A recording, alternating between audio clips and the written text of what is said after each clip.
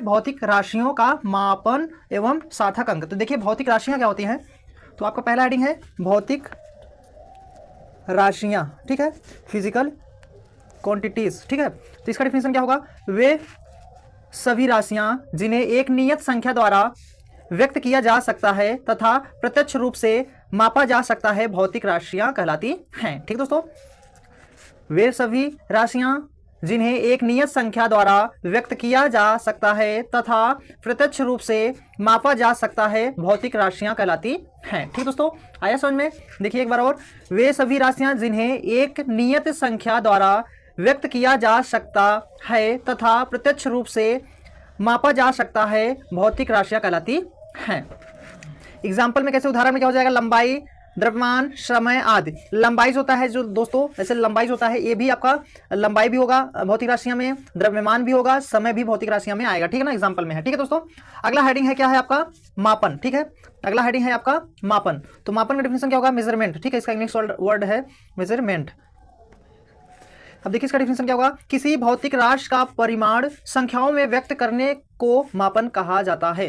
किसी भौतिक राशि का परिमाण संख्याओं में व्यक्त करने को मापन कहा जाता है। ठीक है, समझ में आया।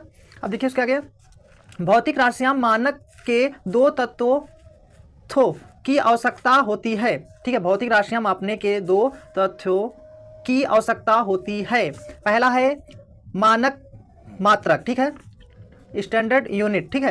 इसका डिफिनेशन क्या होगा दोस्तों, देखिए, जिस भौतिक राशि का हमें मापन करना होता है उसकी एक निश्चित मात्रा को मानक मात्रक मान लेते हैं। ठीक दोस्तों, देखिए, जिस भौतिक राशि का हमें मापन करना होता है उसकी एक निश्चित मात्रा को मानक मात्रक मान लेते हैं। ठीक दोस्तों, अब देखिए जैसे जैसे क्या हो जाएगा, लंबाई का मात्रक मीटर हो जाएगा, ठीक है, और समय का मात्रक सेकंड हो जाएगा। ठीक है, समझ में आया। अब देखिए आगे, अगला हेडिंग क्या है, दूसरा क्या है, संख्यात्मक मान, न्यूमेरिकल वैल्यू। ठीक है, देखिए इसका डिफिनेशन क्या होगा, जिस भौतिक राशि के परिमाण को प्रदर्शित करता है, जिस भौतिक राशि के परिमाण को प्रदर्शित करता है उसे संख्यात्मक मान कहते हैं। ठीक है, उसे संख्यात्मक मान कहते हैं। जिस भौतिक राशि के परिमाण को प्रदर्शित करता है उसे संख्यात्मक मान कहते हैं। अतः जैसे हम लोग भौतिक राशि का परिमाण जो है संख्यात्मक मान गुणे मात्रक होता है। ठीक है, इसके आगे देखिए, संख्यात्मक मान व्युत्क्रमानुपाती 1/, मात्रक। ठीक है, मात्रम की क्या होता है, व्युत्क्रमानुपाती होता है संख्यात्मक मान। ठीक है दोस्तों, तो संख्यात्मक मान व्युत्क्रमानुपाती 1/, आपका मात्रक है। ठीक है, अब देखिए अगला हेडिंग क्या है, मूल राशियां। ठीक है दोस्तों, अगला हेडिंग क्या है, मूल राशियां।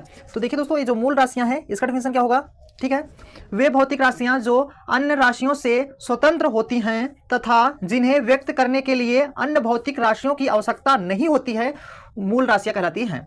वे भौतिक राशियां जो अन्य राशियों से स्वतंत्र होती हैं तथा जिन्हें व्यक्त करने के लिए अन्य भौतिक राशियों की आवश्यकता नहीं होती है, मूल राशियां कहलाती हैं। ठीक है दोस्तों, मूल राशियां कहलाती हैं।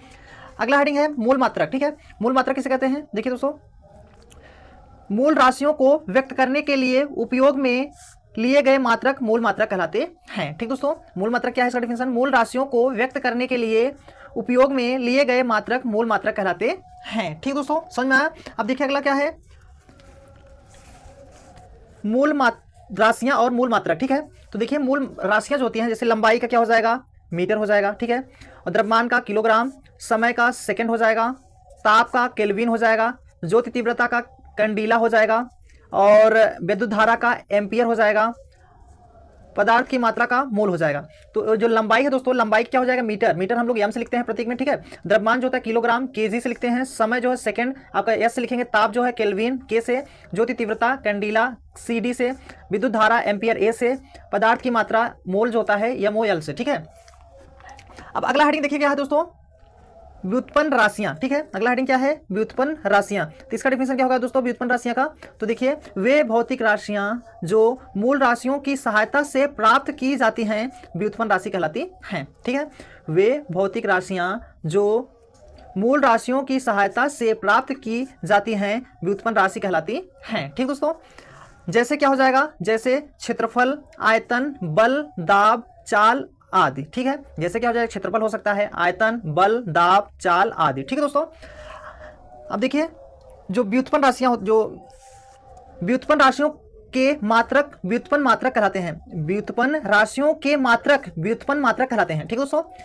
इसको इस तरह में लिख लीजिएगा, व्युत्पन्न राशियों के मात्रक जो होते हैं व्युत्पन्न मात्रक कहलाते हैं। ठीक है दोस्तों, देखिएगा इसमें व्युत्पन्न मात्रकों को मूल मात्रकों की सहायता से प्राप्त की जाती है। ठीक है, व्युत्पन्न मात्रकों को मूल मात्रकों की सहायता से प्राप्त की जाती है। ठीक है दोस्तों, देखिए इसके आगे देखिए एग्जाम्पल क्या हो जाएगा, क्षेत्रफल का मात्रक मीटर स्क्वायर हो जाएगा, चाल का मात्रक मीटर प्रति सेकेंड हो जाएगा।